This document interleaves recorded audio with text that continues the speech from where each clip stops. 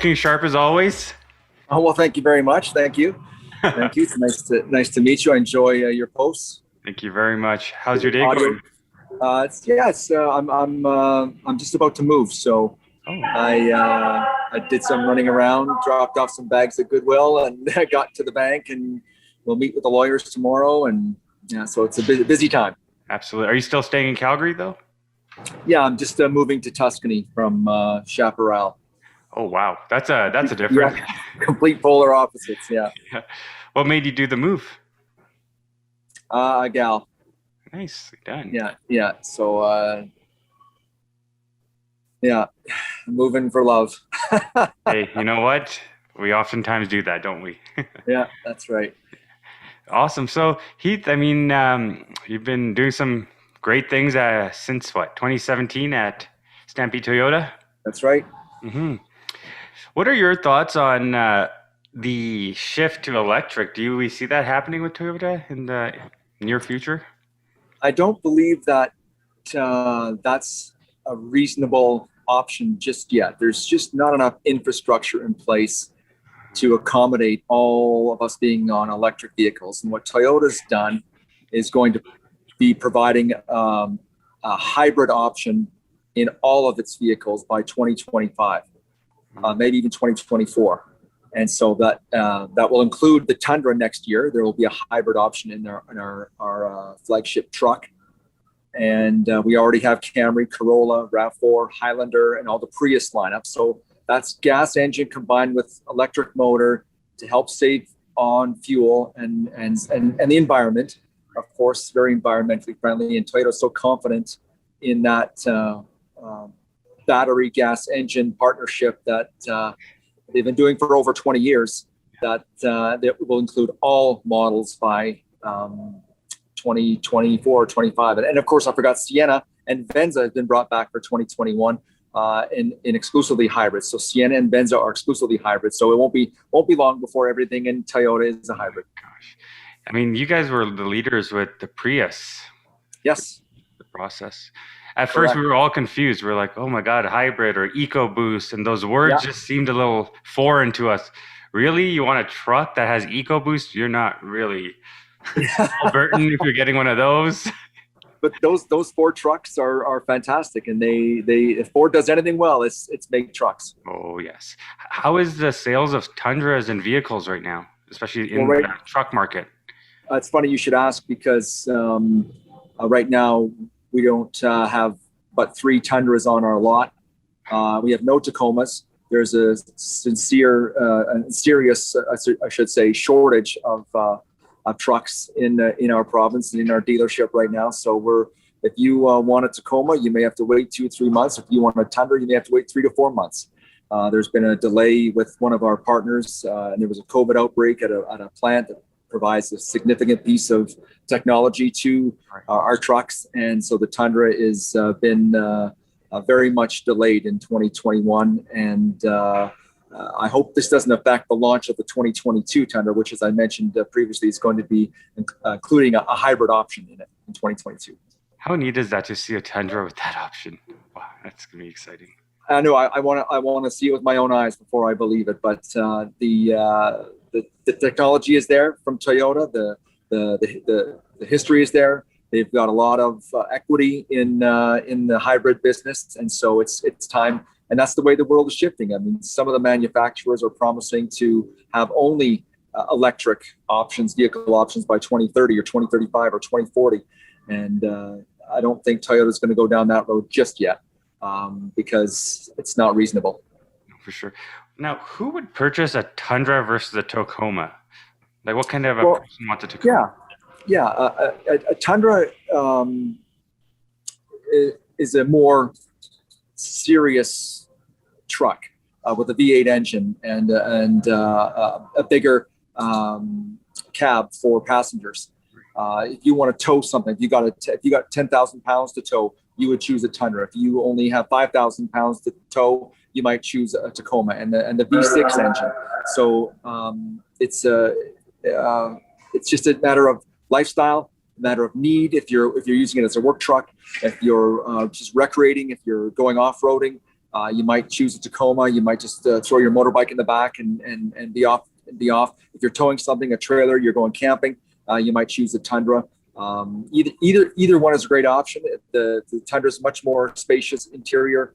The Tacoma is a little tighter, but so is the budget. The budget for the Tacoma is a little tighter, and the Tundra is a little more expensive. Does the Tacoma's window go down like the Tundras do? No. No. That's such a cool feature. Yeah, I know, and the 4Runner does it too. Yeah. Oh, now, Ford's got the Raptor, Chev's got something. Does Toyota have something equivalent to the Raptor, or would that be the TRD Tacoma? Yeah, that's the TRD Pro. TRD Pro. We have a TRD Pro option in Sequoia, in 4Runner, in Tundra, and Tacoma. And it won't be long before I truly believe there'll be a RAV4 option as well. There's currently a TRD off-road version of the RAV4. Yeah, our niche truck our niche vehicle is the TRD Pro, and so that's going to be built on an off-road platform. We'll have crawl control and some of the cool features of an off-road vehicle, and it's going to be badged out differently. It's going to be deckled up differently. It's going to look unique. It's going to have TRD Pro rims, the TRD Pro leather inside, and the badging. And it's just we get 3 or 4 of those units a year if we're lucky. And most of them are pre-sold orders, so we won't ever have anything in stock like that. And then Toyota wants to keep it that way, so only the dealerships get 3 to 4 each, and so there could only be 24 of your vehicle at any given time in a city of 1.5 million, right? So that's pretty cool. And they got a plating underneath, don't they? TRDs. Yeah. The TRD skid plate is underneath, and I'm telling you, they sell out every year. We don't ever have trouble selling these vehicles. And with the 4Runner still being built in Japan, as an example, those vehicles are right off the shelf, and no problem selling them out. When someone asks me if we have a 2020 TRD Pro or 4Runner here in May 2021, I kind of chuckle because they're the first to sell out. Are you guys still located on 32nd? No. Stampede Toyota has been on just off Barlow Trail for about 10 years now. The 32nd location is very popular, and I still have discussions with people who tell me they bought a Toyota or a Lexus from that location. And our address is 2508 24th Avenue Northeast, and we're just off Barlow Trail. Nice. Can you ever get a Tacoma in manual? Yes, that's one of the few trucks, maybe the only truck that you can get in manual. There are two. There's the off-road access cab version and a sport premium version in manual, and I believe there is a TRD Pro version as well. That is super cool. Yeah, it is. It really is. It's really a unique truck, and a lot of people will only drive manual. I've got a 60-year-old woman as my customer, and I've already sold her 3 trucks. Manual. And they have to be manual. And that's the only thing they drive. I love that. Yeah. That's awesome. Do you guys still have, well, are they ever going to bring it back? I don't know what it was called. You could get them in yellow, and there were SUVs. FJ Cruisers. There we go. FJ Cruisers. FJ Cruiser. Well, I don't have any inside intel on this, but I know that Toyota's brought back the Venza just recently after discontinuing it in 2016. So I don't see any reason why something like an FJ wouldn't be brought back, because you talk about a niche vehicle, and I've sold a couple this year already, an 07 and an 09. And they hold their value. They're wildly in demand. Check Kijiji or check Auto Trader and see if you can find an FJ Cruiser. Prices don't drop. My cousin was trying to convince me to get one a while ago, and I was like, I mean, they're pretty cool. Yeah, be a special person for it, Yeah, they really are, and they're such a fun vehicle to have in this neck of the woods. If you're going off the road and going in trails and going camping, it's very utility type vehicle to have. Right. When you look at one of those versus a Jeep, is it as durable, an FJ? A Jeep, what compared to what? A Jeep Wrangler or a? I'm going to say it is. because we haven't made them since 2014 or 2012. Mm. And the ones that we see are '07s, '06, '09, '08s. Very rarely do we see a recent vintage, a more recent vintage. And they're as durable as any Toyota ever was. I love that. Now, will we ever see the Land Cruiser, or do you see any pop by the old school Land Cruisers? That's a popular request among some of our customer base, because they want that. They want that capacity. They want that size engine. They want that utility type vehicle. And no is the answer. That's the quick answer. But I do see some up from the States. Some people bring them up from the States, and I think a reasonable vehicle would be the Lexus GX470. Yes. And that'd be more Land Rover or Land Cruiser type. Land Cruiser, yeah, and you could get a right wheel or right hand drive. Yeah. Yeah, it's wild how many people call and ask that if we can get one from the States, and the answer is no. And it's sadly. it's another Toyota that holds its value is the Supra, the older one. Yes. Oh, yes. The general manager up at Lexus, he's in charge of our operations and oversees the operations for Stampede Toyota as well. Steve Normore is his name, and he's got a '94 Supra. Red?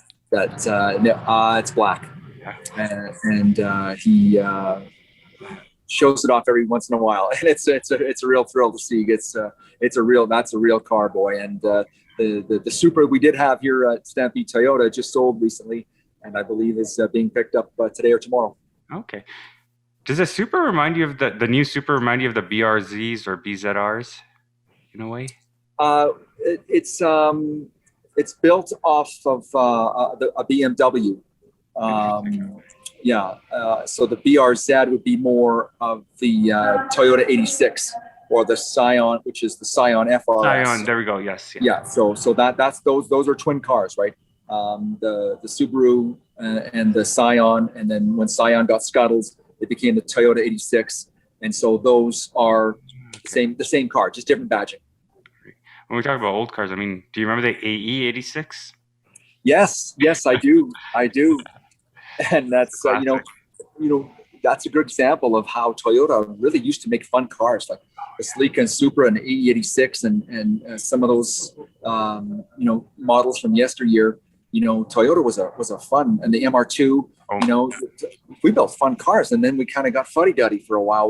We only built Corollas and Camrys and that started making Priuses, and just like, they just sucked the fun all out of Toyota. And then I think Toyota's getting back into the fun business with the release of the Supra again, and maintaining an 86 vehicle, and trying to create more of its own look and feel for that car.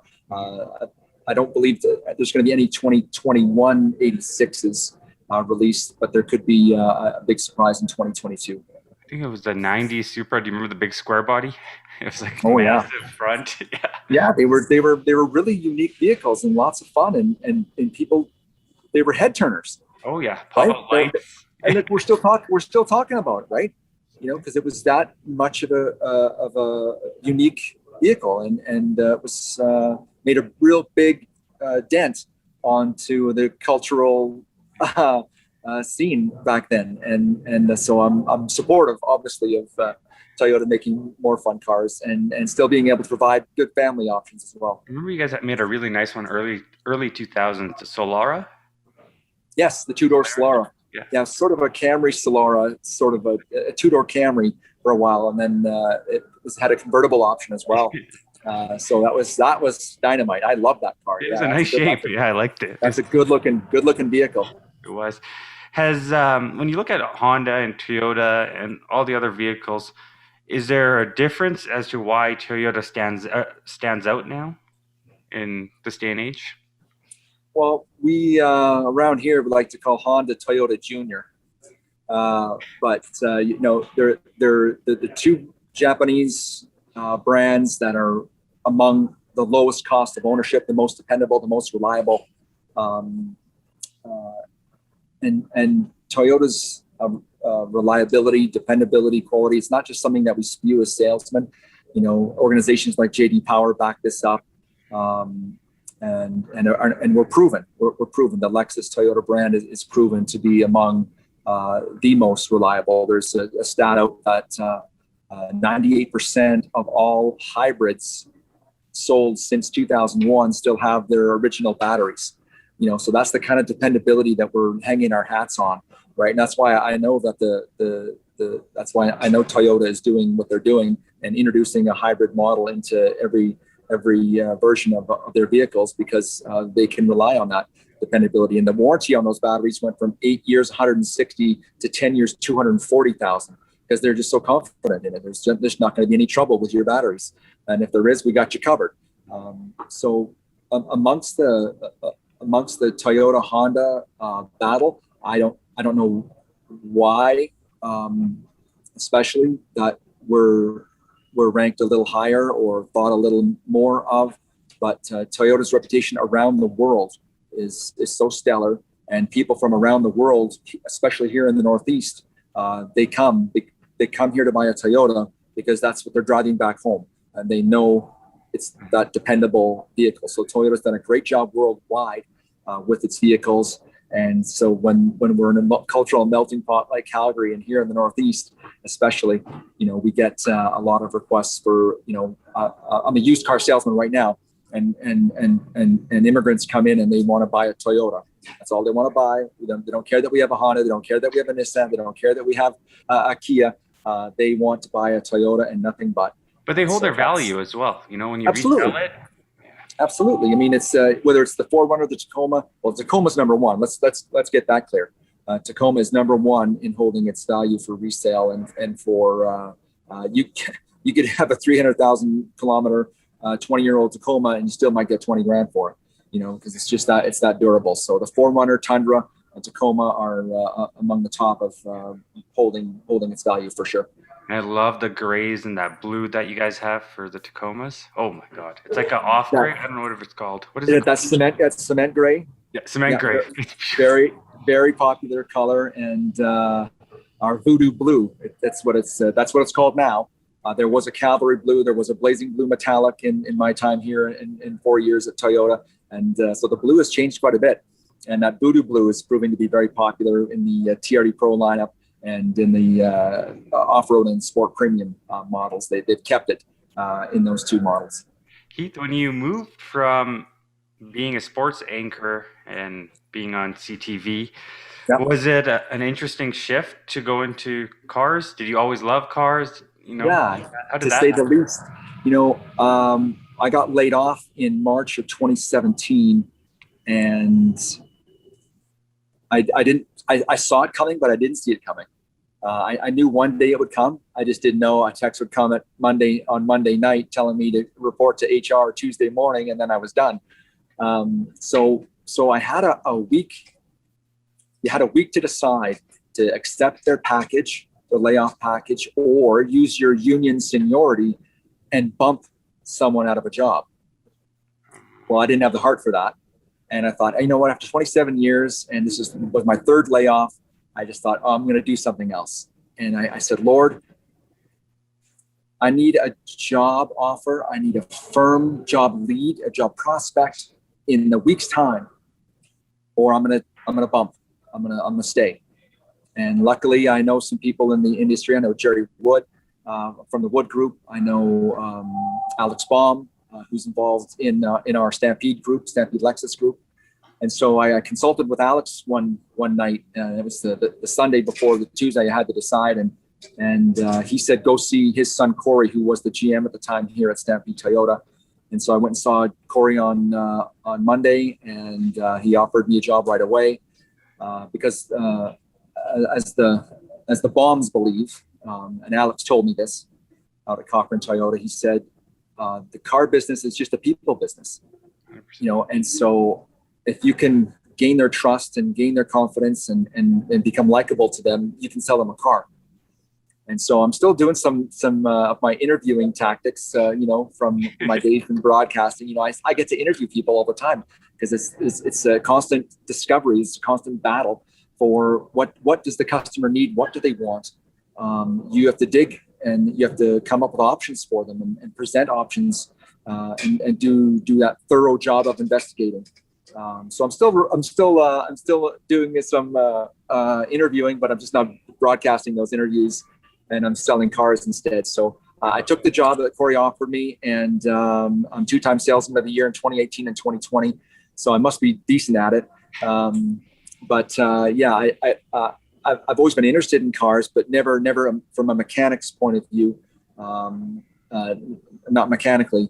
More aesthetics and yeah, absolutely. You know, we've been talking about the old Supras and Celicas and FJ Cruisers and, you know, the fun cars from Toyota's past, you know, and I noticed those, and I was always kind of a car kid that way. And now my son really is really a super unbelievable car kid, and he's working at Lexus of Calgary, thankfully, and getting to satisfy some of those car urges that he has. How many people did virtual interviews like this with you for a vehicle throughout the pandemic? Not one. Interesting. Okay. Not one. You know what's Can you believe surprising? that? No, I thought people would be doing this. Like, Heath, People- show me around. Yeah, people. The buyers never went away, Zach. And during that when everything happened in March and April and May, Yeah. and it was, you know, like, it was dead serious. The buyers never went away. They still came to the store. I maybe had one or two or three requests to take a car to someone because they didn't want to venture out. Mm-hmm. But that's it. Honestly. Well, it surprises me too to see, you know, Tacoma's waiting list, Tundra waiting list. When aren't we in a recession? Don't people not have jobs? Aren't they worried to spend the money? But people are. People are not spending it on vacations and not going anywhere and not, you know, doing anything. There's no hockey games to go to. There's no football games to go to. There's a lot of disposable income right now, and so people are trying to satisfy that with the vehicle. And so, thankfully, I worked every day during the pandemic. They laid off a bunch of people at the start, and then by June they hired everyone back last year. And so I was busier than I've ever been at any job ever in the month of May last year. And so I was 5 customers deep before I could make a note on the first customer. I was just constantly answering the phone, constantly dealing with texting and internet leads and walk-ins, people walking in. I remember after Premier Kennedy announced the relaunch in June, the very next day, this was one of his May press conferences. The very next day, a family of 5 came in with their dog. And we're car shopping. They wanted to know the difference between a Highlander and a 4Runner. They were just casually car shopping during the pandemic. And I just couldn't believe it. And I was just so busy. So they were forced to hire everyone back because we were swamped. And we had record months in June and July last year at Stampede Toyota, all-time record months. And that was mostly due to the hailstorm last year in mid-June. Oh, yes, I remember, yeah.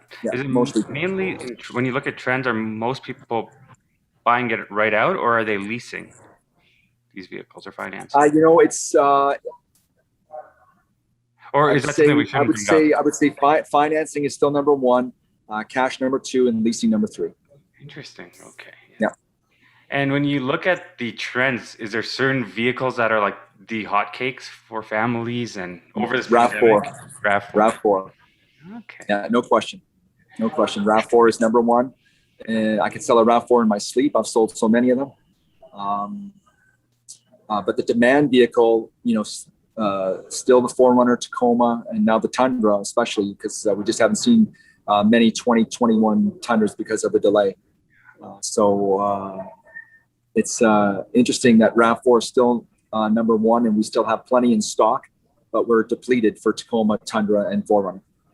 Was it tough for you guys to not have an auto show? I remember last year they canceled the auto show. It was so quick. Yeah, that's right. I was doing a video at the auto show last year, and had planned to take my sons that evening. So I was there in the afternoon, had planned to take my sons in the evening, and then we heard it all shut down. It got scuttled. And the auto show is really a fun time. We don't really have to do anything except supply some staff to answer some questions and be available to staff, and it sparks a lot of interest. A lot of interest in the brand and in our dealership, hopefully. It's been tough 2 years not having a car show, just because it's just so much darn fun to be at, and it's a good way to introduce yourselves to the public. No, for sure. Now, to end this off, Heath, can you name everybody on the dollar bill? Yes, I can. It's funny you should ask. Want to try me? Huh? You want to try me? Absolutely. All right, let's do the $5. Who would it be? Sir Wilfrid Laurier. $10. John A. McDonald. 20. Lovely Queen Elizabeth II. 50. Mackenzie King. All right, the $100 bill. My favorite, Prime Minister Borden. Well, I don't have the money to give you this time. How did you see that? I saw it on social media somewhere, and I just couldn't stop laughing at that. That was fun. Oh, yeah, that was an audition for a game show host. Oh, okay. I was auditioning for a game show host, and it turned out so well. The people that I engaged were so friendly and so positive and so upbeat and so willing to answer the questions. It couldn't have turned out any better. I didn't get the job, of course, but I liked it so much that me and my shooter editor, Simon Jones from CTV, decided to put it up on YouTube. I love it. What was the show going to be called? I don't remember. That was like 2013 or 2014. I don't remember. It's funny when you look at it 8 years ago, 9 years ago on CTV or CBC. I mean, what our video quality looked like 8 years ago. It doesn't seem long ago, but what we were looking at looks so like retro, doesn't it? Like, and ever since this pandemic started, and this type of video, which isn't as crisp and isn't as clear, and certainly the audio is sometimes an issue too. It's the new standard. It's the new. This you put anything on the air if it's any even remotely clear, even if it's got audio glitches, it makes it to air because this is what we're reduced to. This is what we're doing now. This is how it's going to be. Hopefully not for the foreseeable future, but you're right with the 4K quality and the HD cameras that are being used now. It's really no comparison to what it was 10 years ago. I have another mic right here on my desk, and I was like, I'm going to have guests here at my house. And you know what? I don't know. Like, I think this is so much easier. You're at your job. You can do your own thing right after. It's not like you have to schedule to come over. Isn't this better for at least podcasting? Yeah. I think it is. I mean, you're exactly right. You're not inconveniencing your guests in any way, shape, or form. I'm here at Stampede Toyota. As soon as we're done, I'm turning the phone off. I'm going to pick up my landline and make some calls and answer some emails and engage some customers. And I don't have to travel. I don't have to be bothered that way. I'm not stuck in traffic. I'm not, tempted to go out and do some shopping. When I'm done with you, so I'm here and I'm respecting my employer who's given me this time to do this with you, Zach. And you're right. It's the technology is so good that this is the way to do it. Well, I appreciate your time today, Heath. Oh, my pleasure. I was very pleased that you asked me. And I really enjoy your posts on Instagram, and you've got lots of interesting guests and interesting quotes and wisdom to share, Zach. And so the Canadian podcast was a quick follow for me due to the content. Thank you, and I wish you a safe move and a smooth move. Right? They're never. Yes, thank you. Yes, thank you. Is it this weekend? Yeah, it's going to be. It's Monday, Tuesday, Wednesday. Monday, Tuesday, Wednesday, taking the time. Monday to pack, Tuesday to move. The moving truck's coming on Tuesday for Janice, and then the moving truck's coming for me on Wednesday, the 2nd. The hardest thing to do is be in the middle of that transition. You're not fully set up, and you're in boxes. Yeah, I keep telling Janice. I said when she asks if I'm not packed up, I tell her I got to live here for a few more days. What do you mean? Am I all packed up? Good heavens! I got to eat. I can eat plates. I love it. Thank you again, Heath. My pleasure, Zach.